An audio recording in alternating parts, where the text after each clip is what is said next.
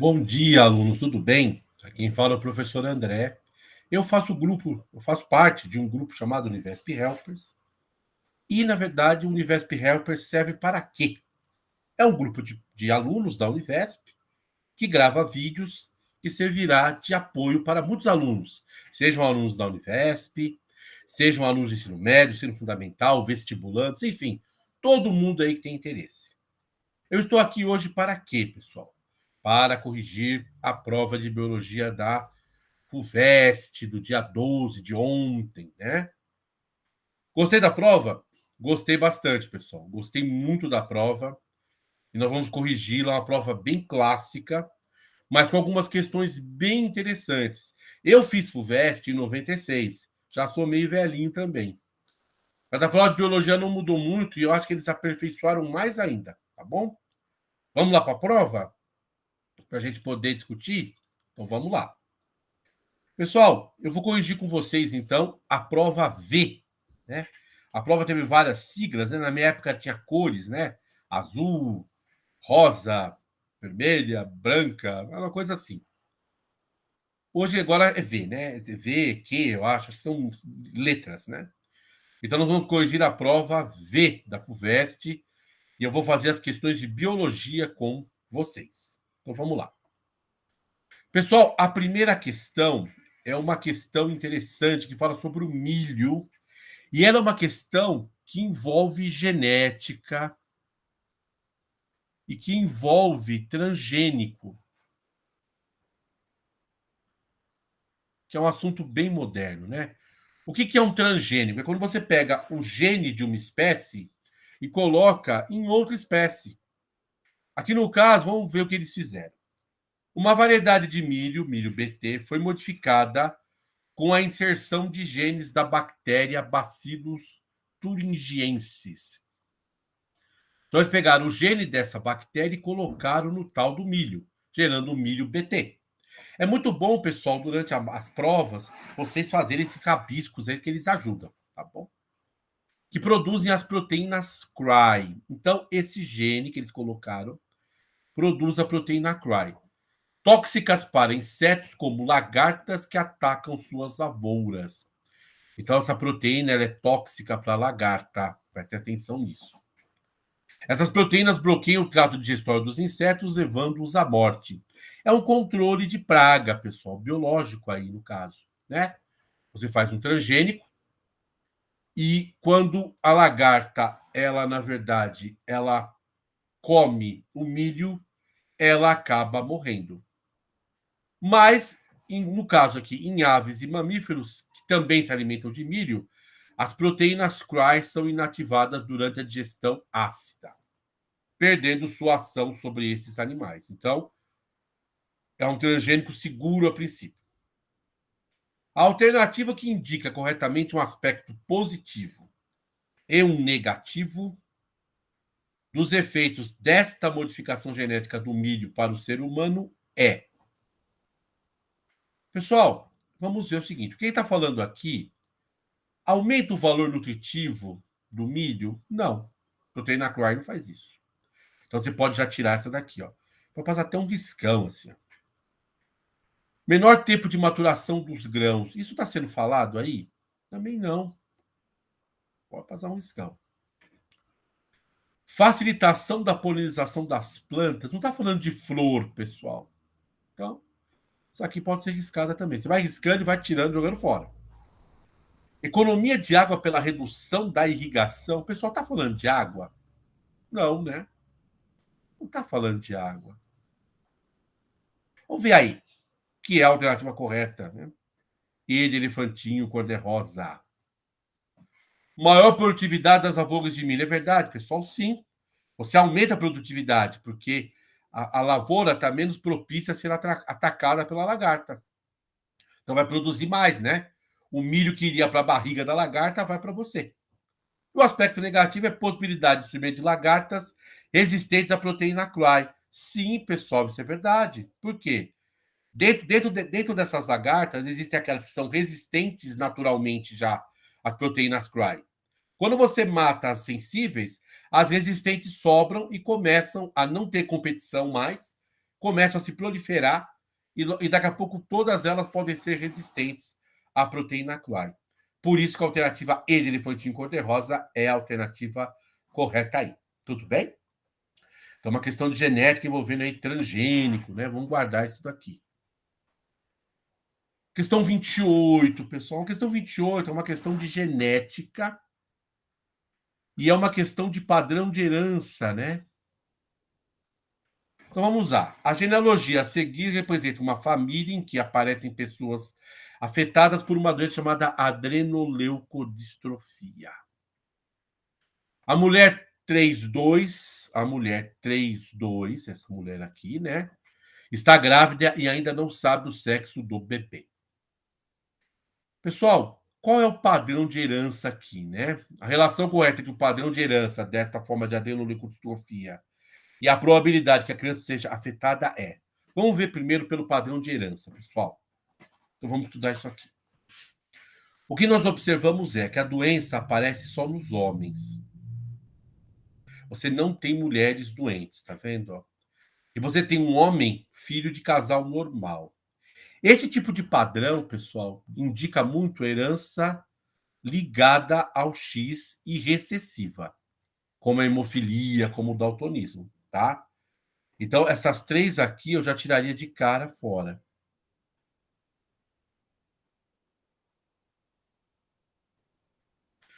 Pelo fato de você ter dois meninos aí afetados, tá?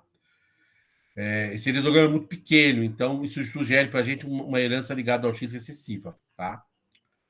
Aí ele faz uma pergunta sobre o casal, sobre a mulher 32, né? Essa mulher 32, ela é irmã desse indivíduo aqui, né? Então vamos fazer aqui o heredograma para a gente poder melhorar isso aqui. Então vou colocar aqui os pais dela, né? 2 e 3 aqui. E vamos colocar aqui o irmão. Esse irmão vai ajudar, ele é afetado, né? Façam isso aqui na prova, tá, pessoal? A irmã dele que vai casar com o indivíduo número 3. E ele quer saber aqui, no caso, qual é a probabilidade desse casal aqui ter um filho que afetado, né? Uma criança afetada aqui. Pessoal, se isso aqui for uma herança ligada ao X excessiva, esse indivíduo aqui, ele é XAzinho Y, tá? E essa mulher aqui, essa questão é uma questão que provavelmente ela dará discussão. Por quê? Porque essa mulher ela é normal, então ela é Xazão, algum X alguma coisa. Esse homem é normal, então ele é Xazão Y. Quem determina a doença é o Azinho, tá? Agora, no caso aqui, esse casal, eles têm um filho doente. Então, esse Azinho veio dessa mãe. Então, essa mãe, certamente, ela é uma heterozigota, né? E esse pai aqui, ele é normal, então ele é Xazão Y. Na verdade, é o seguinte: essa probabilidade, como que ela deveria ser calculada, na minha opinião? Tá? Qual é a probabilidade dessa mulher receber o azinho da mãe dela? Porque o azão ela recebeu do pai. Qual a chance dela receber o azinho da mãe dela? É meio. Então, seria a mãe, a mulher aqui tem que ser xazão, xazinho, e a probabilidade disso acontecer é meio, né? Vezes a probabilidade dela ter um filho doente aqui no caso. Aqui no caso, pessoal, se você fizesse aquele diagrama, né? Você vai. O que você vai ver aqui, né? Vou fazer aqui rapidinho.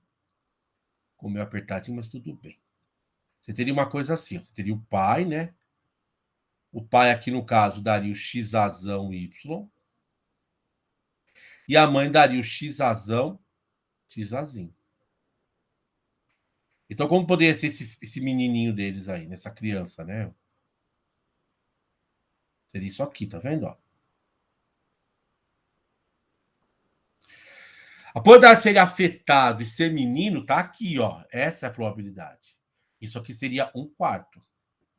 Então, como que seria essa probabilidade no total? Seria a probabilidade da mãe ser heterozigota, que é meio, que ela recebeu esse alelo aqui da mãe, isso é 50%, né?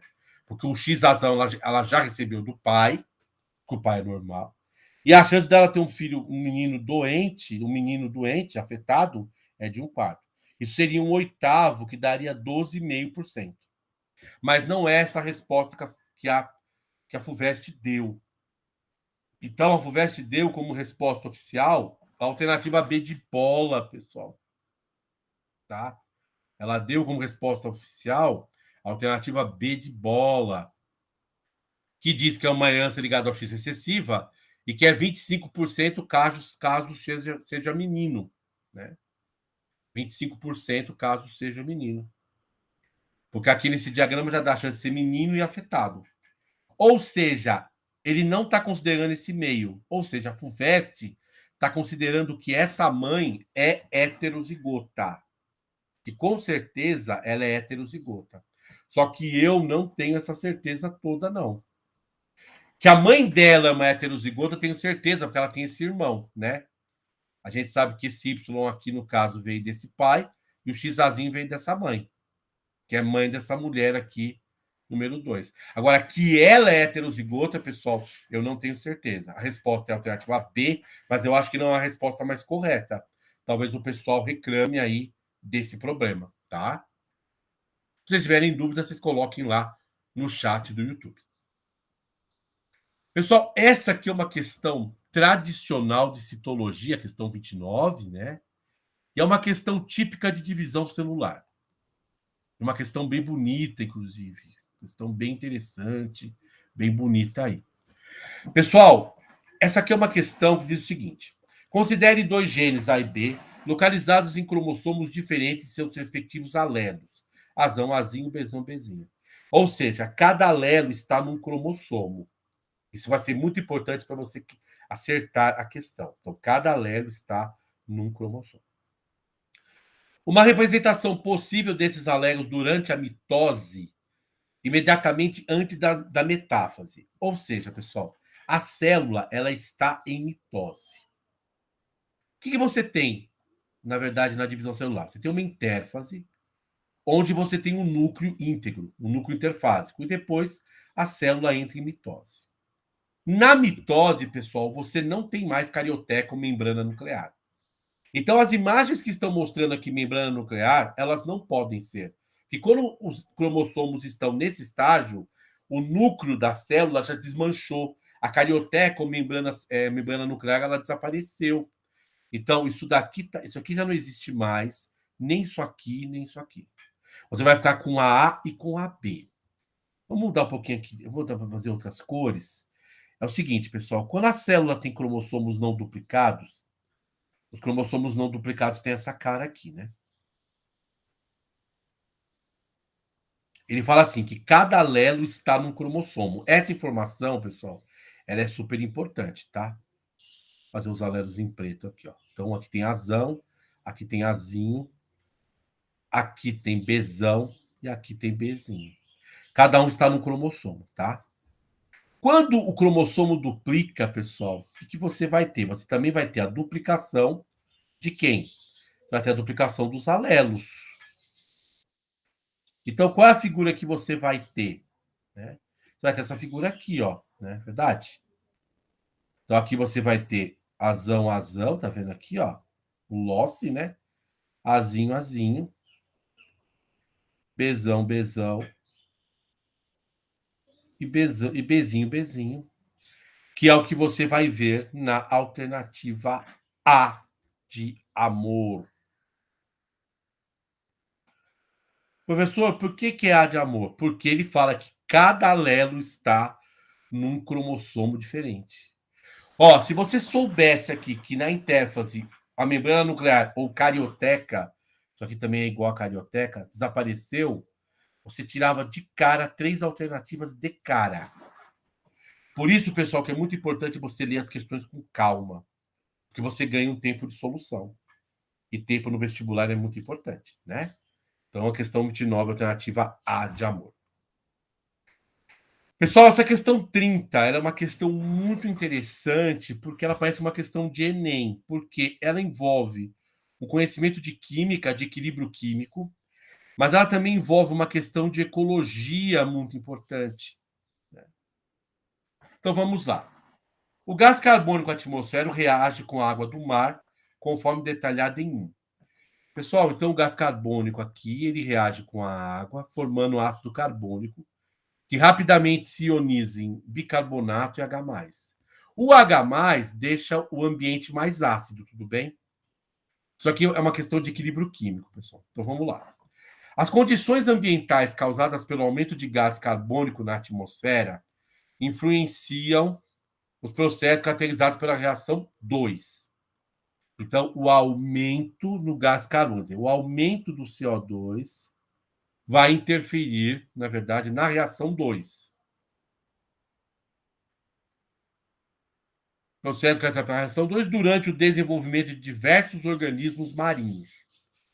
O cálcio se une com o CO3-2, né, o carbonato, para formar carbonato de cálcio. O carbonato de cálcio está falando o que para a gente? Que ele é insolúvel. Ele é insolúvel aí em água. Pessoal, o carbonato de cálcio é a estrutura dos corais, tá? Então, muito provavelmente, essa questão está falando de coral, tá? Pessoal, o que acontece aqui? Vamos tentar entender essa reação, ó. Se você tem muita poluição, você aumenta o CO2. Se você aumenta o CO2, pelo equilíbrio químico, você aumenta a formação de ácido carbônico. E, consequentemente, você aumenta a formação de quê? De HCO3 e também de H+. Você vai aumentar isso aqui. Então, quanto mais poluída for a atmosfera, mais ácido é o oceano. E aí, pessoal, se você tiver muito ácido carbônico, você vai ter pouco o quê? CO3-2. E se você tiver pouco CO3-2, você vai ter pouca formação do quê? De carbonato de cálcio, que é insolúvel em água. Vamos ler as alternativas? Então vamos lá. O processo 1 resulta em diminuição da alcalinidade da água do mar. Pessoal, diminuição da alcalinidade é ficar menos alcalino e mais ácido. Então, isso está correto. Você tem um aumento da acidez e uma diminuição da alcalinidade. Perfeito. Quanto mais ácido está, menos alcalino está, que a gente viu aqui. Comprometendo a estruturação de recifes de corais, aqui, tá vendo? Ó? Por interferir na formação dos esqueletos calcários dos corais, conforme a reação 2. Pessoal, a alternativa A é a alternativa correta. Porque os corais são formados de carbonato de cálcio. Se o oceano fica muito ácido, quer dizer, se o oceano fica. Se você tem muito gás carbônico na atmosfera, se unindo com a água do mar, você vai formar muito ácido carbônico. E se você formar muito ácido carbônico, o que vai acontecer? Você vai formar muito H+ e muito bicarbonato. E aí você vai ter pouco carbonato disponível para se unir com o cálcio e formar carbonato de cálcio para formar os corais. Pouco carbonato de cálcio, pouco coral. O processo 1 resulta em aumento da alcalinidade? Não, pessoal, diminuição. Está ficando mais ácido. Então, isso aqui pode descartar. O processo 1 não altera. Altera sim, está ficando mais ácido e menos alcalino. O processo 1 resulta em diminuição da alcalinidade da água do mar, correto. Aumentando o pH? Não. Quando eu diminuo a alcalinidade, pessoal, eu diminuo o OH-. E no caso aqui, eu estou aumentando o H+. Então está ficando mais o quê? Mais ácido. Né? Não está aumentando o pH. Quanto mais ácido fica, menor fica o pH. O pH é uma escala que vai de quê? De 0 a 14. Quanto mais ácido é o ambiente, menor é o pH, mas ele tende a 0. Então não aumenta o pH, diminui. O processo 1 resulta em aumento da alcalinidade? Não, diminuição da alcalinidade. Então, por isso que a alternativa correta é a alternativa A de amor, tá bom? 31. Pessoal, 31 é uma questão mais do que clássica sobre botânica, sobre grupos vegetais. Pessoal, isso daqui é tão clássico. Qualquer livro de biologia tem isso aqui. Considere 3 espécies de plantas X, Y e Z e suas características. Pessoal, quando você trabalhar com grupos vegetais, eu dou um conselho. Procure o vegetal que tem fruto, porque quem tem fruto, com certeza é angiosperma. A planta Z possui flores e é polinizada por aves. Além disso, possui frutos. Pessoal, o único grupo que possui frutos são as angiospermas. Então, procura quem tem fruto. Tem fruto, pessoal, não precisa ler nada. Você não precisa nem ler isso aqui. Se você fizer assim, possui frutos, só tem um grupo que possui fruto, angiosperma. Então, Z é angiosperma. Então, só vai ser correta as alternativas onde as duas últimas são angiospermas, né? Porque aqui, respectivamente, você teria X, Y e Z. Pessoal, cuidado com a palavra respectivamente, é nessa ordem, tá? X, Y e Z. Então, coloquem na questão. É bom colocar assim, só para você não confundir na hora da correria, tá? Então, professora A foi embora? Foi embora. A D foi embora? Foi embora. E a G, e aí foi embora? Foi embora. Você não precisa nem perder seu tempo mais com elas. Vamos olhar aqui a primeira? Então vamos lá. A planta X não possui flores, mas é polinizada pelo vento. Além disso, não possui frutos, mas tem semente, pessoal. Se tem semente e não tem flor, isso aqui é uma gimnosperma. É o grupo das araucárias, lembra lá dos pinhões? Então, gimnosperma. Então, a primeira é gimnosperma, a última é angiosperma, a alternativa B é a alternativa correta. Não precisa nem ler a outra. Mas se você quiser ler para confirmar, a planta Y não possui nem flores, nem sementes e nem frutos. Isso aqui é uma pteridófita, pessoal, uma samambaia, tá? Alternativa B, de bola, é a correta. Mas você percebe que você consegue ganhar tempo com esse tipo de questão. Né? Quando você, porque, na verdade, você olhando a X e a Z, você já mata a questão. Tá bom? Pessoal, essa questão é uma questão bem interessante, também com cara de Enem.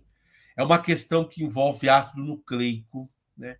Que envolve tradução, envolve transcrição, tá? É uma questão que envolve ácido nucleico. Então vamos lá. A determinação do sexo em embriões de tartaruga de couro depende da temperatura que o ovo foi exposto. Então, o sexo depende da temperatura. Guardem essa informação. Isso está relacionado à ação da aromatase, que é uma enzima, que converte a testosterona em estradiol. Então, a testosterona é convertida em estradiol pela ação da aromatase.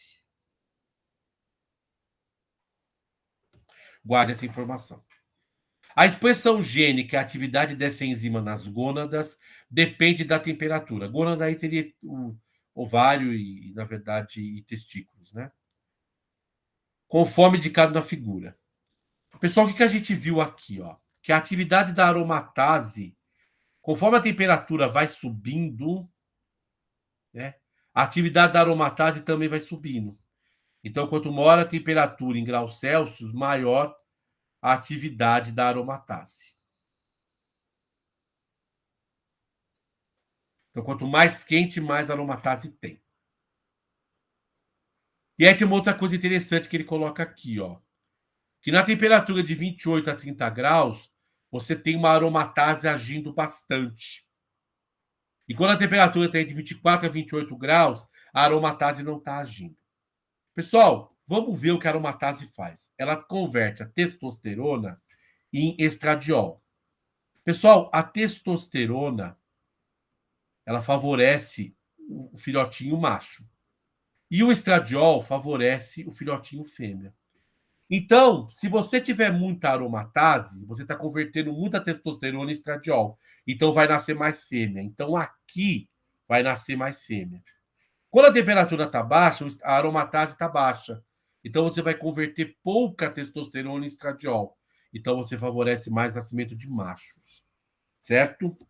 Pessoal, com isso posto, fica mais fácil de você responder as questões. Porque agora você resumiu o que você precisa entender para responder a questão. Sobre a determinação do sexo em tartarugas de couro, é correto afirmar que. Então vamos lá. Atividade máxima da aromatase determina a diferenciação sexual masculina? Não. A gente já viu. Você favorece a fêmea, então pode riscar. O maior nível de transcrição do gene da aromatase coincide com a menor atividade da enzima. O maior nível de transcrição, vamos usar. Transcrição é a produção de RNA mensageiro. O maior nível de transcrição de gene da aromatase coincide com a menor atividade da enzima? Não, não. O maior nível de transcrição acontece entre 28 a 30 graus. Entre 28 a 30 graus, você tem uma atividade de quase 100% da aromatase. Aqui, ó. Então, não está errado. O maior nível de transcrição coincide com a maior atividade, não com a menor. Em temperaturas de 28 a 30 graus, a maioria dos embriões diferenciam-se em fêmeas. Correto, pessoal. Alternativa C, de cabeça. Entre 28 e 30 graus, você tem o maior nível de transcrição, o maior nível de aromatase, a maior conversão de testosterona em estradiol, e o estradiol favorece o nascimento de fêmeas, tá? Há equilíbrio no nascimento de machos e fêmeas a 26 graus? Não, a 26 graus você não tem aromatase. Então você tem mais macho. E a atividade da aromatase depende da quantidade de estradiol? Não. A atividade da aromatase depende da temperatura do ambiente, meu filho. Não é verdade? Então, alternativa C, de cabeça. Tudo bem? Bonita questão, né?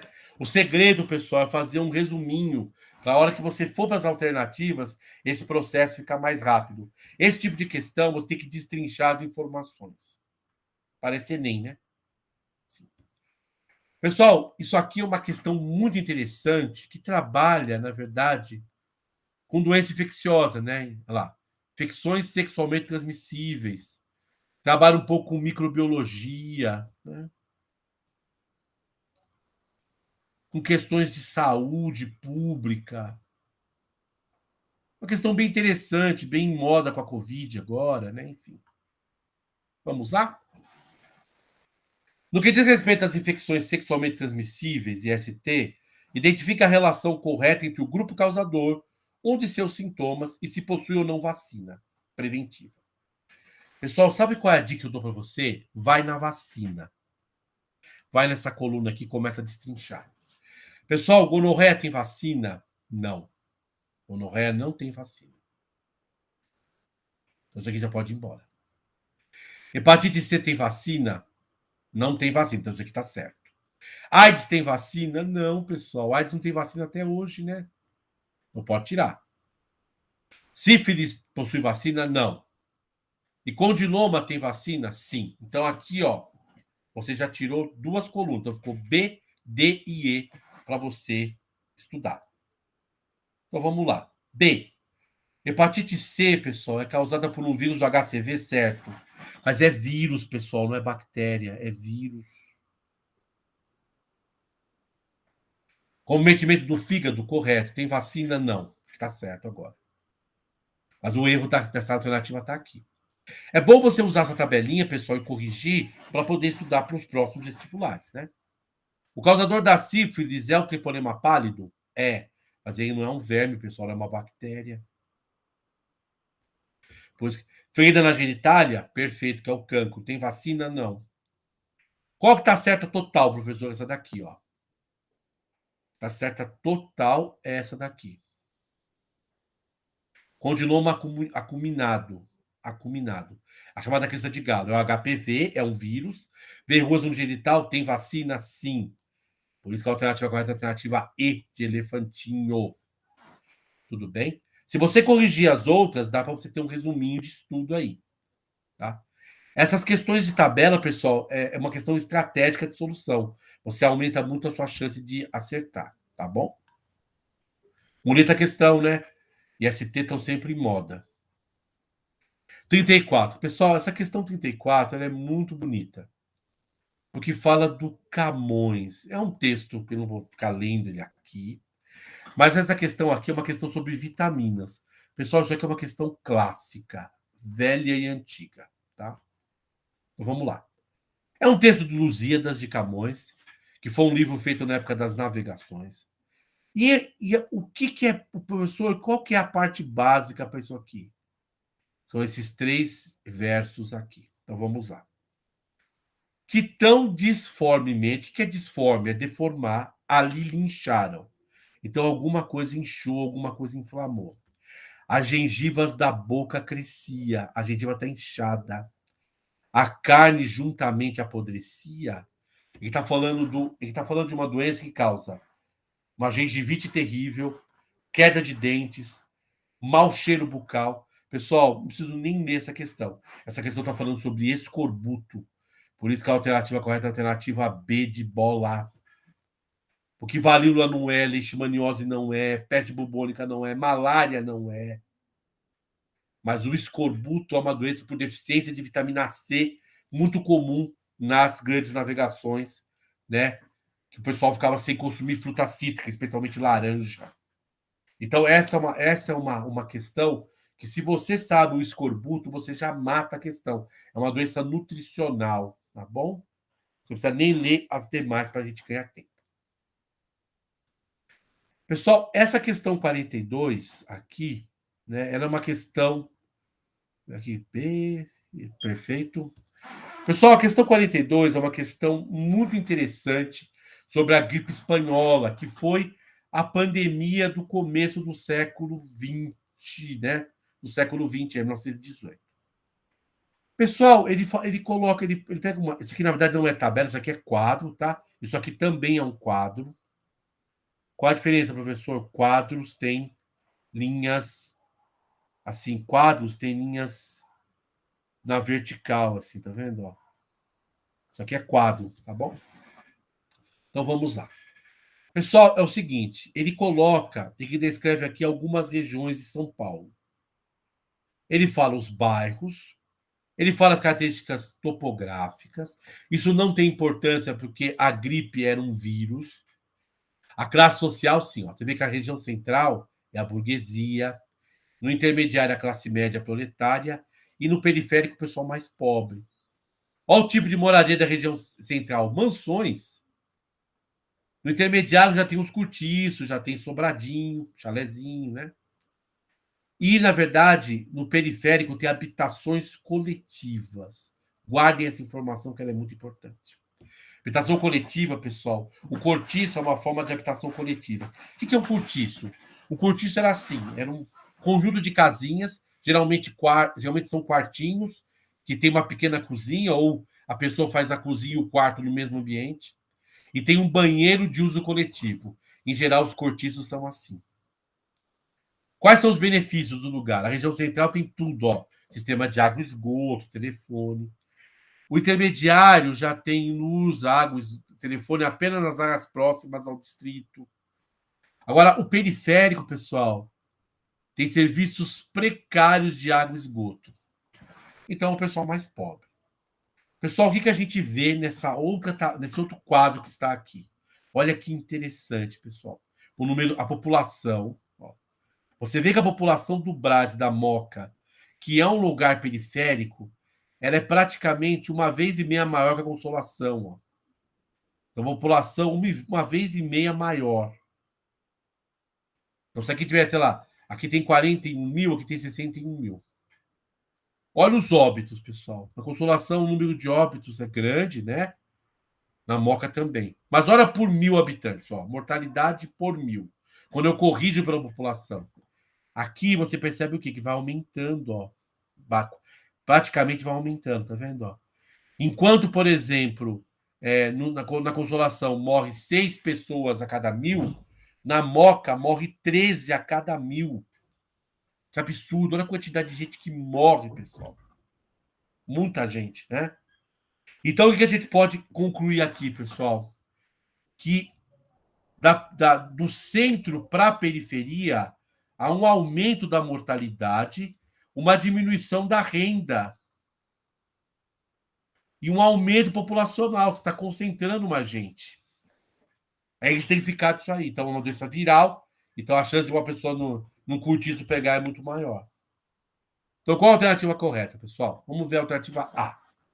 A mortalidade gripal verificada nos distritos de Berenzinho e Moca, que são os mais pobres, foi resultado da alta concentração demográfica associada às condições de habitação e de serviços. Certamente a alternativa A é a correta, pessoal. Tá. Vamos ver o resto. De amor. Vamos ver o resto. Os mais elevados índices de óbitos foram verificados entre os distritos que concentravam maior contingente demográfico. Sim, maior população. Independente do tipo de moradia, não.